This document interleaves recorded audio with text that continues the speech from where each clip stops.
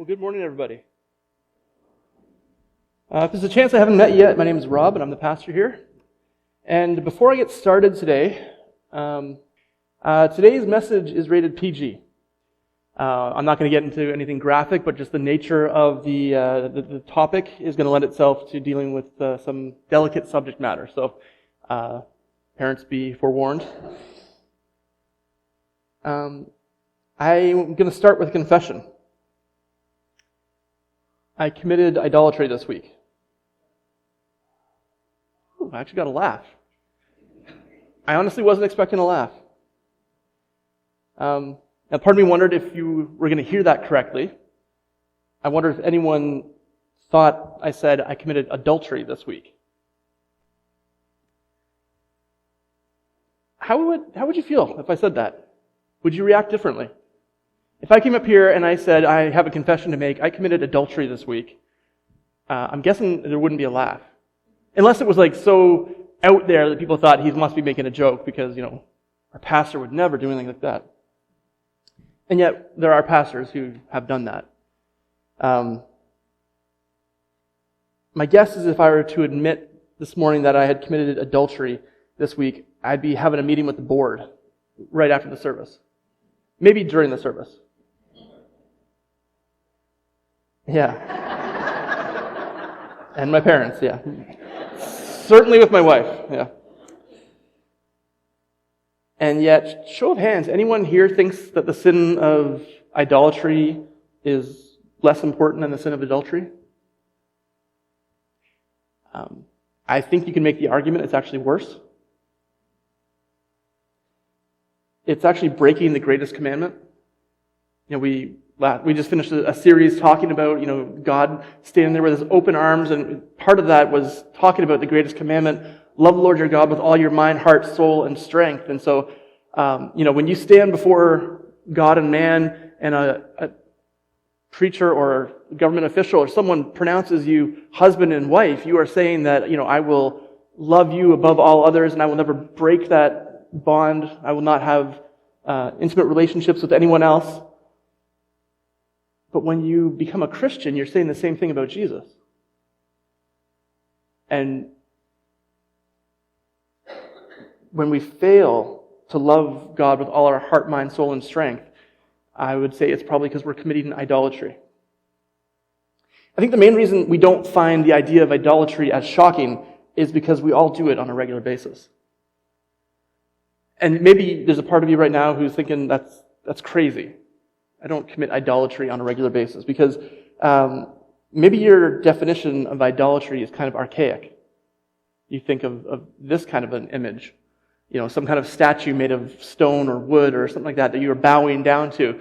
And that's certainly idolatry. And that's kind of the idea we have from the Old Testament. When they were committing idolatry, it was literally bowing down before some kind of an idol.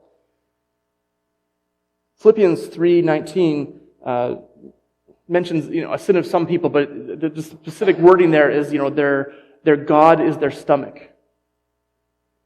And so we understand that it doesn't have to be a figurine made of wood or stone or something else. There's all kinds of things that can be an idol in your life. Gluttony is idolatry. Materialism, finding your worth in what you own, is idolatry. Pride, ego. Probably the biggest idol in our lives is self. Anything that takes God's place in your life is an idol. Anything that takes God's place in your life is an idol. Love the Lord your God with all your mind, heart, soul, and strength. And anything that gets in the way of that is an idol. And you don't have to bow down before it. And I think a lot of times, probably most often, we find ourselves in a situation where we realize after the fact that we've committed idolatry, that we've put something in a place where we should have been putting God. I'm trying to find my satisfaction in something other than God. I'm trying to find happiness or joy in something other than God. And you don't do it intentionally, but you do it. And I do it. And I've done it this week. I might have even done it this morning, right? It's this kind of thing that happens on a regular basis. God loves you enough to never settle for being your second choice. God loves you enough to never settle for being your second choice. And this isn't a shortfall on his heart. Like there's this verse in the Bible that talks about God being a jealous God. Now, if you were dating somebody and your friend said, he's pretty jealous, that wouldn't be a good thing, would it? It might be a red flag. It might be a reason for you to break off your relationship. And so we often think, and the Bible talks about the sin of jealousy. But this idea that God is jealous is certainly not a sin because God can't sin. So there's like a sinful jealousy. There's like an envy. There's a thing, I want something that doesn't really belong to me. But there is a holy jealousy, a righteous jealousy, a godly jealousy. And there's a couple different ways that makes sense. I mean, if you're dating somebody and they're jealous, that might be a red flag. If you are married to somebody and they're jealous because you're doing something with someone else that you shouldn't be doing, or should be reserved only for your husband or wife, that's probably a righteous jealousy. And certainly if we look to things other than God for our happiness or our joy or fulfillment, God has a right to be jealous. And he will not settle for being second choice.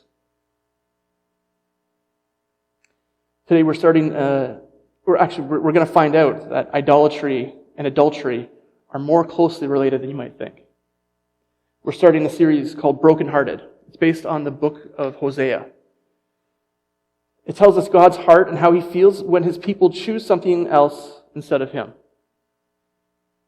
Because we're obviously not the first to commit this sin of idolatry. We're not the first people in history to put something ahead of God and to find our joy and happiness and fulfillment and satisfaction in something other than God.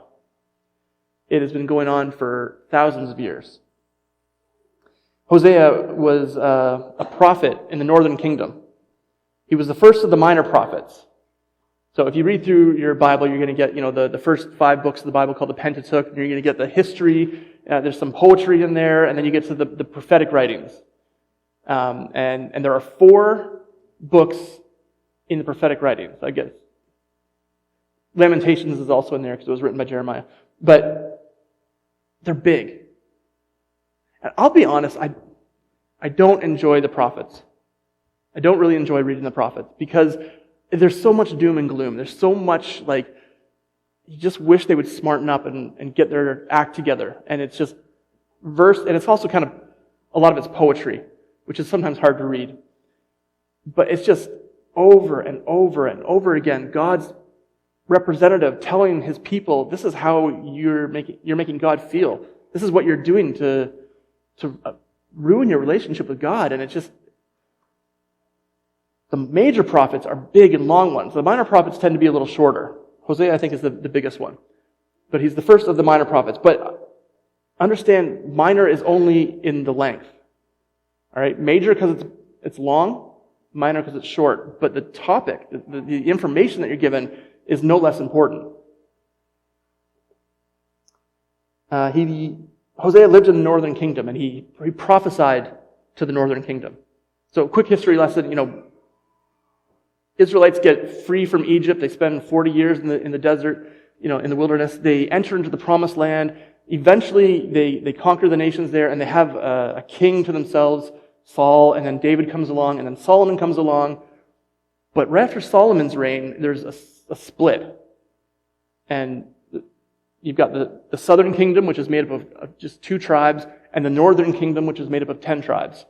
Now, probably in God's mind, they're all still one. They're all his people. But politically, they were separated. And so you see some of these prophets are writing to the southern tribes. Some are writing to the northern tribes. And Hosea is writing to the northern tribes. The northern tribes were worse than the southern tribes. For the most part, none of them were good. But every once in a while, you'd have a good king in the south. Almost all the kings, I'm pretty sure all the kings in the north were bad. And so it's a quicker downhill trajectory. And the content of the writing reflects that. This is probably 750 years before Jesus is when he was writing. So, starting in Hosea chapter 1, verse 1.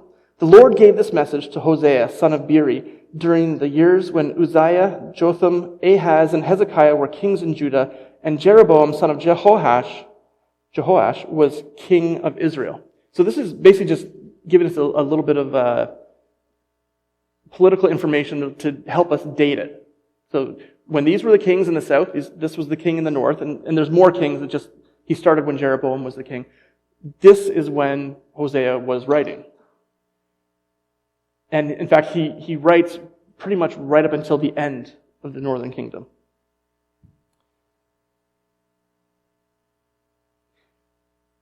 Verse 2, when the Lord first began speaking to Israel through Hosea, he said to him, "Go and marry a prostitute." And I was talking to somebody playing basketball this week. For those who have been around for a few weeks, you might remember the video I showed some of my friends playing basketball. I play like every Monday, and they saw the video that I put together, and so I told them about the sermon series I was doing called Wide Open, which is what we just finished. And so I said, well, we're done that now, and we're starting a new series where, God tells one of his prophets to marry a prostitute. And his face was like, excuse me?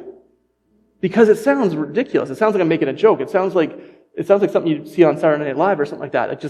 This does not belong in the Bible, does it? Go and marry a prostitute? Is that really what God is telling his prophet to do? Go and marry a prostitute. Some of her children will be conceived in prostitution. This will illustrate how Israel has acted like a prostitute by turning against the Lord and worshiping other gods. So you've got adultery and you've got idolatry. And to God, when you commit idolatry, it's like adultery against him. So much so that he wants this prophet to enact it in his life and so that he can understand how God feels and share that with the rest of us. That when you sin, when you choose someone else, whether it's a statue or yourself or your job or your ego or whatever it is, it's like you're married to somebody and having an affair. In fact, it's like you're selling yourself to someone else.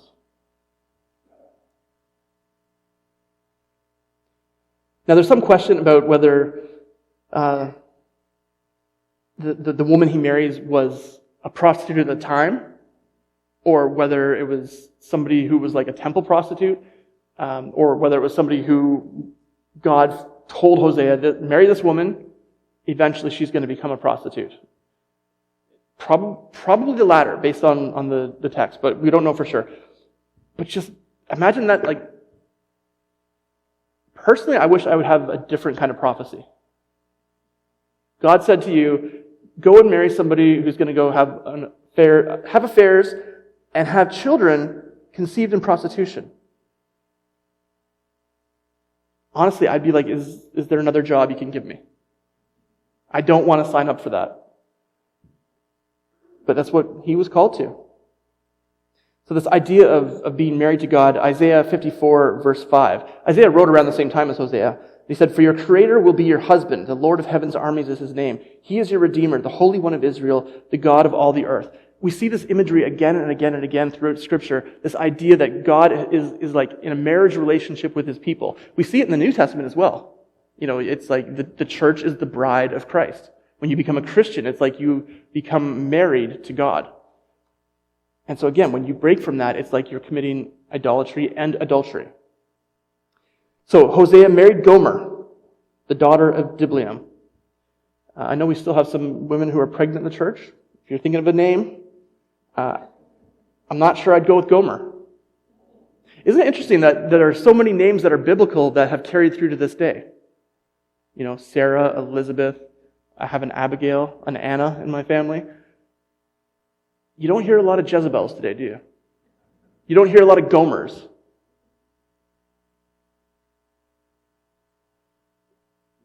Your conduct matters throughout history. But Hosea married Gomer, the daughter of Diblaim, and she became pregnant and gave Hosea a son.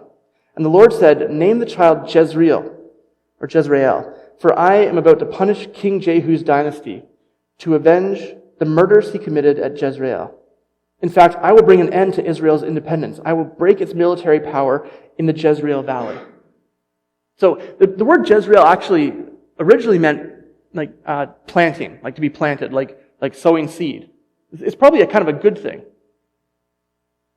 But a few years before this, quite a few years before this, a man came and took out an evil king, as he was prophesied to do. But he did it in such a horrible way. Probably today, like if Hosea was writing in Canada, it would be something along the lines of like, I want you to name your first child residential school. Right? Like this was like a shameful part of their history. Even though this current dynasty it originated in that place, it's like you kind of went overboard when you killed everybody. Like the name Jezreel meant planting, but now it's like mass murder. That's kind of what it means. So again, not a good name. Not a name you want to give your child. Name the child Jezreel, for I am about to punish King Jehu's dynasty. This thing that started with all these murders, I'm actually going to end the dynasty at that same place. So it's not only like past shame, but future failure. And this is what you're supposed to name your kid. Tough break for the kid, to be honest. I will break its military power in the Jezreel Valley. Soon, Gomer became pregnant again. And so, this is just a few verses in the Bible here, but we see it's like a large passage of time, right? Like this is years happening here. Soon Gomer became pregnant again and gave birth to a daughter. And the Lord said to Hosea, name your daughter Lo Ruhamah, or not loved. Possibly not mercy as well, but I think not loved is a good translation. For I will no longer show love to the people of Israel or forgive them. For I will show love to the people, but I will show love to the people of Judah, so that's the southern kingdom. I will free them from their enemies, not with weapons and armies or horses and charioteers, but by my power as the Lord their God. So in other words, I'm the Lord your God, maybe not your God, because that's part of the whole issue.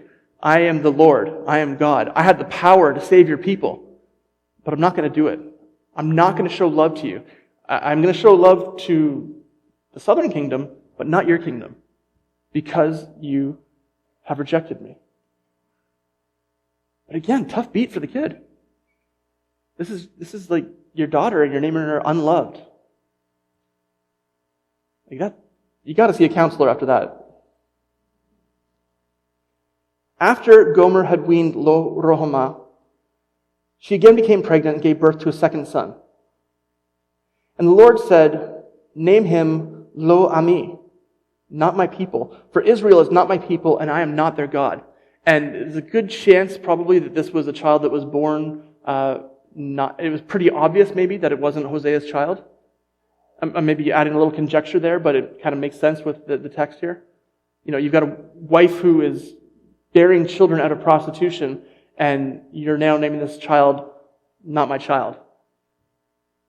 Right? It's like that trashy television show, You Are Not the Father.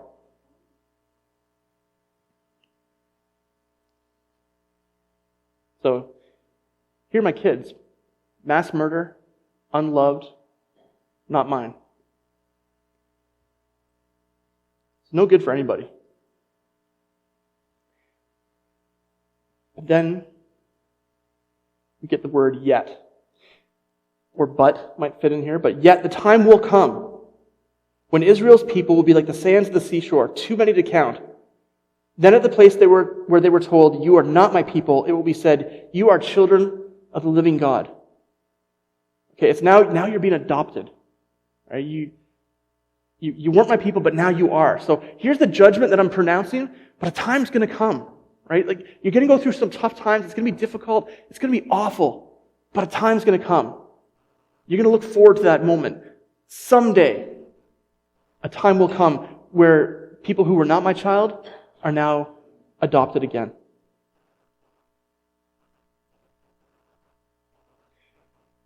Then the people of Israel and Judah will unite together.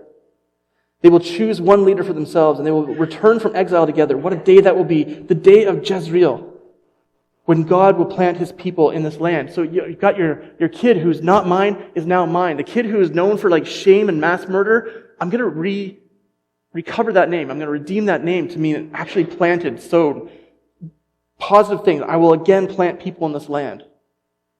I'm going to recover what that name means. In that day when you will call, we're into chapter 2 now, in that day when you will call your brothers Ami, my people, and you will call your sister Ruhamah, the ones I loved. So God completely transforms the meaning behind these names. You're no longer unloved and not mine and shameful. You're actually all these positive things. You are mine, you are loved, you are a positive thing going forward. Someday. But let's be real, there's still years happening between there. There's punishment that has to come. There's difficulty ahead of you. So now bring charges against Israel, your mother. This is now, we've moved from, husband and wife back to sort of like, now talking about the relationship between Israel and God. Bring charges against Israel, your mother, for she is no longer my wife. I'm no longer her husband. Tell her to remove the prostitute's makeup from her face, the clothing that exposes her breasts. Otherwise, I will strip her as naked as she was on the day she was born. Kind of like, Israel, get your act together or I'm going to do it for you. I will leave her to die of thirst in a dry and barren wilderness. I will not love her children, for they were conceived in prostitution. Their mother is a shameless prostitute and became pregnant in a shameful way. She said, I'll run after other lovers and sell myself to them for food and water, for clothing of wool and linen, for olive oil and drinks. So for this reason, I will fence her in with thorn bushes. I will block her path with a wall to make her lose her way. When she runs after her lovers, she won't be able to catch them. She will search for them, but not find them. She will think, I might as well return to my husband, for I was better off with him than I am now. She doesn't realize it was I who gave her everything she has, the grain, the new wine, the olive oil. I even gave her silver and gold, but she gave all my gifts to Baal. Israel was chasing after these false gods saying, we want what you have to give us, not realizing that God was there saying, I'm already giving it to you. Everything you have is because of me, and you're wasting it on these false gods who actually can't give you anything. So maybe if I make things difficult for you, you'll realize where you're actually getting your joy from. You're actually getting your satisfaction from. James 1:17 says, whatever is good and perfect is a gift coming down to us from God our Father, who created all lights in the heavens. He never changes or casts a shifting shadow. Everything you have in your life that is good comes from God. It's always been that way. It's always going to be that way. Once we understand that and embrace it, we're going to be way better off. But Israel has a hard time understanding that. But now, I will take back the ripened grain and the new wine I generously provided each harvest season. God's been blessing them even though they've been chasing after other gods. And he says, you know what, I'm going to cut you off. From now going forward, I'm going to take it away. I'll take away the wool and linen and clothing I gave her to cover her nakedness. I will strip her naked in public. Probably this is more of a sense of like, you want to know what it's like to not have me as your husband, to not have me as your God?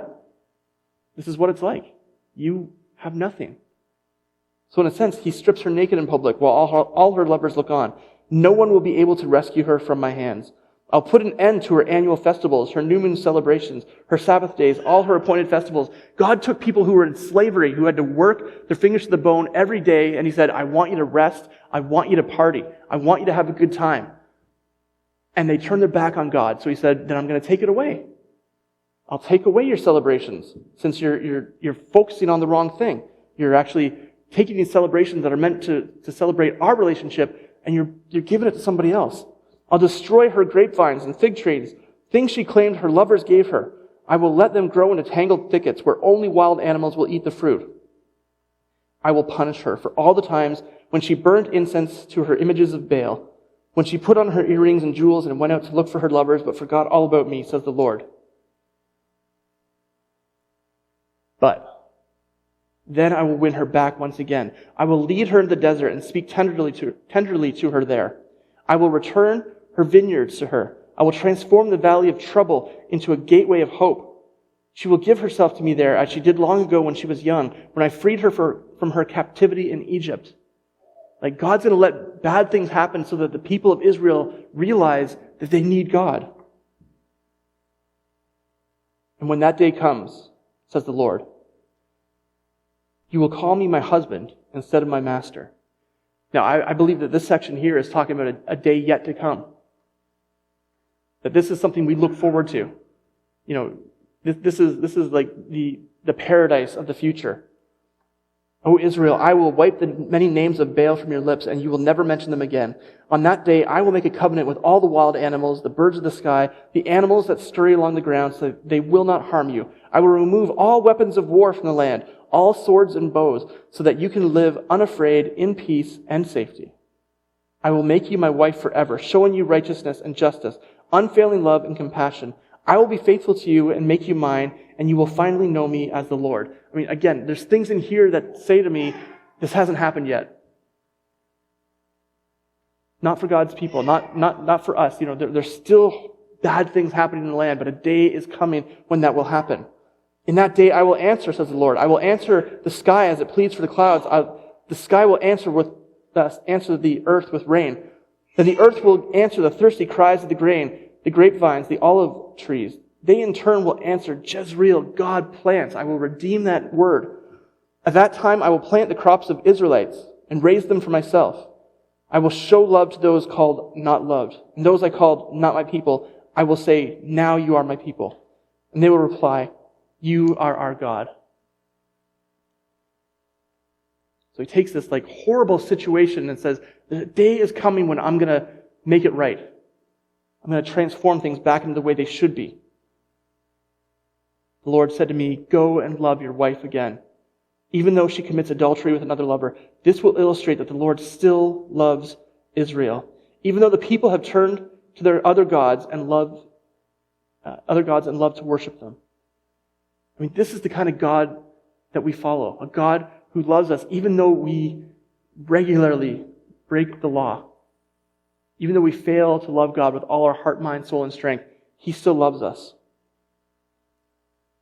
He redeems us. It says, I bought her back for 15 pieces of silver, 5 bushels of barley, and a measure of wine. Then I said to her, you must live in my house for many days and stop your prostitution. Imagine having to go and pay for your wife. To say, you know, I'm gonna pay the fee, whatever it is, so that you can come and be my wife. During this time, you will not have sexual relations with anyone, not even with me. It's like God saying, I want to break you of this desire to do the wrong thing until you're ready to be with me. This shows that Israel will go a long time without king or prince, without sacrifices, sacred pillars, priests, or even idols. But afterward, the people will return and devote themselves to the Lord their God and to David's descendant, their king. In the last days, they will tremble in awe of the Lord and of His goodness. So we love a God, or we worship a God who loves us enough to, even when we are still sinners, to send His Son to die for us, to pay the cost, to bring us back into His household.